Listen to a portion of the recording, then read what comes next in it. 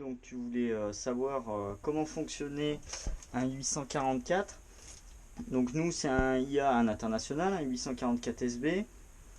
Donc je vais te montrer un peu tout l'intérieur, comment ça marche. Donc c'est un tracteur qui reste très simple, hein, c'est pas bien compliqué. Donc au niveau des vitesses, c'est pas pareil que les autres tracteurs. Donc là, quand on veut passer, donc là on pousse, donc on passe la première, on tire, on passe la 2. Et par contre, pour passer la 3, il faut appuyer vers le bas, la 3 et la 4, et on pousse vers l'avant. Voilà, et quand on veut passer la 4, on maintient appuyé vers le bas, et on tire vers soi. Voilà, de toute façon, voilà, c'est marqué là, on y voit bien. Voilà, bon, après, volant, là c'est l'accélérateur à la main. Euh, toi, je sais pas comment ce sera, mais nous, ça a été changé parce que cette manette marchait plus. Du coup, c'est un bouton pour le mettre en route. Et bon, normalement, on met le contact et puis on tire, il démarre. Et puis pour l'arrêter, on tire là, sur la tirette, et puis on coupe le contact. Enfin voilà, puis bon, là, prise pour mettre un gyrophare. Nous, on en a un. Voilà, qui est ici. Et c'est un bouton qui est au plafond. C'est celui-là. Voilà, après, là, comme c'est marqué, là, c'est pour le phare. Le feu de travail qui est ici. Voilà. Et puis lui, c'est pour l'essuie-glace. Donc voilà. Donc ensuite, la clignotant, là c'est pour les warnings. Là il n'y a rien qui marche parce que le coup de batterie est mis. Donc là ça c'est la manette de prise de force. Donc là on va dire elle est enclenchée. Donc pour la désenclencher, enfin là elle est en mode arrêt. Donc pour la mettre en route, c'est très simple. On va venir tirer ici. Ensuite ça va se passer sur cette manette. Donc là elle est au neutre. Hop, je la pousse à fond en avant, elle est enclenchée. Et je vais venir lâcher doucement pour mettre ma prise de force en route. Voilà. Puis une fois qu'on a fini, nous on retire. Et là on va mettre notre manette au neutre. Et puis là on relâche. Et puis voilà.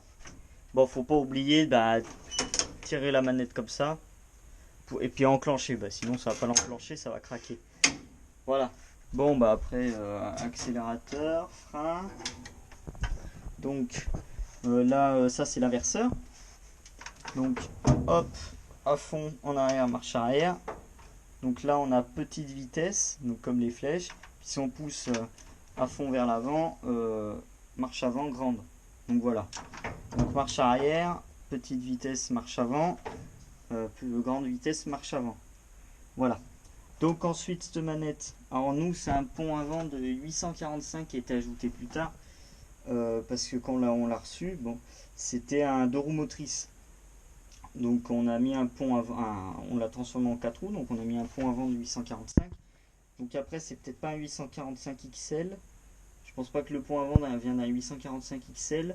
Je pense que ça vient des 845 juste avant, entre le 844 SB et le 845 XL. Du coup la cabine elle est assez similaire, même si elle change quand même pas mal. Du coup je pense que les commandes c'est pareil.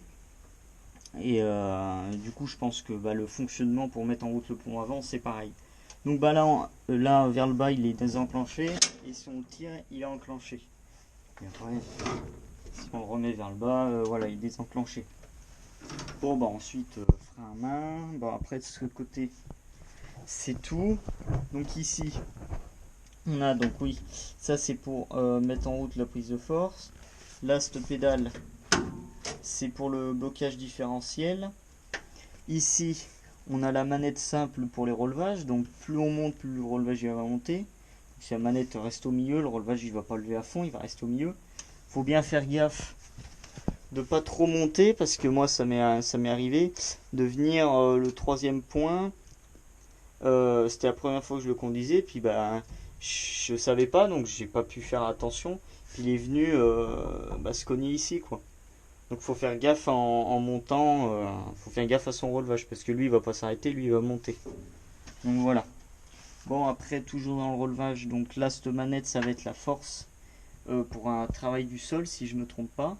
Donc plus on va l'emmener vers le haut, plus l'effort va être important pour, la poussée du relevage vers le bas pour enfoncer l'outil dans le sol, si je me trompe pas, hein. Donc voilà, donc là il est au minimum.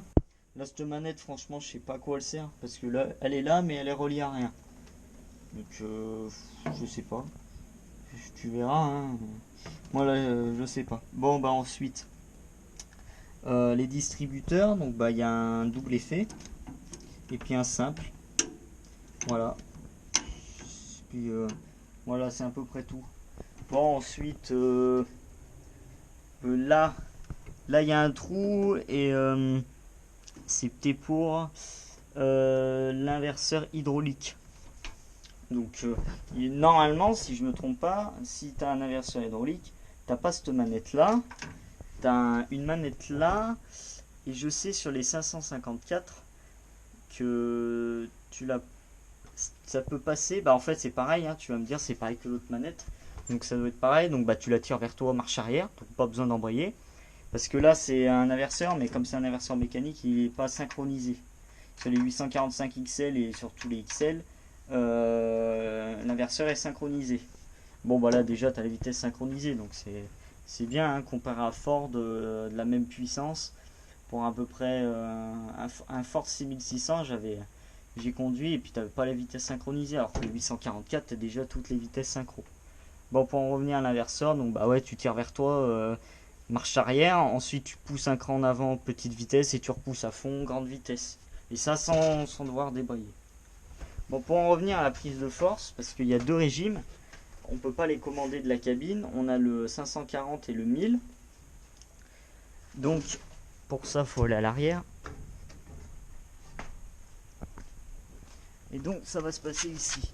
Donc là, il y a la 540 et puis là, il y a le 1000. Bon, bah après, ça reste... voilà, ça reste simple. Donc ça, c'est une prise qui a été ajoutée après, c'était pour la presse, quand il pressait. Sinon, bah après, là-haut, il y a les freins, là, il y a le distributeur. Ça, franchement, je sais pas à quoi ça sert. Et puis là, la prise pour l'électricité sur l'outil à l'arrière. Enfin, voilà. C'est à peu près tout ce qu'il y a dessus. Puis bah franchement, il n'y a rien de compliqué. Donc voilà, j'espère que je t'ai aidé. Puis bah si tu as d'autres questions, tu me demandes, il n'y a pas de problème.